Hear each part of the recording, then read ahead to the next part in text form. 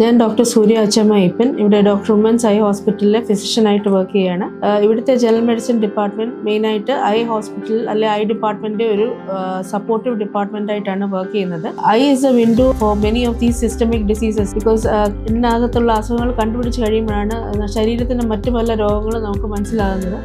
മിക്ക സമയത്തും ഓഫ്താൽമോളജിസ്റ്റ് ആയിരിക്കും പേഷ്യന്റിന് ഷുഗറോ അല്ലെങ്കിൽ ഹൈപ്പർ ടെൻഷനോ പ്രഷറോ തൈറോയിഡിന്റെ പ്രശ്നമോ ഉണ്ടോ എന്നുള്ളത് കണ്ടുപിടിക്കുന്നത്. ഇന്ന അസുഖങ്ങളൊക്കെ കണ്ടുപിടിച്ച് കഴിഞ്ഞാൽ അല്ലെങ്കിൽ നമ്മുടെ അടുത്ത് വിട്ടു കഴിഞ്ഞാൽ ഇതിനെ ട്രീറ്റ് ചെയ്യുകയാണ് എൻ്റെ പ്രൈമറി ദൗത്യം. അപ്പം അവിടെ ഞാൻ ചെയ്യേണ്ടതെന്ന് പറഞ്ഞാൽ പേഷ്യന്റിന് അസുഖത്തിനെ പറ്റി പറഞ്ഞ് മനസ്സിലാക്കി കൊടുക്കുക.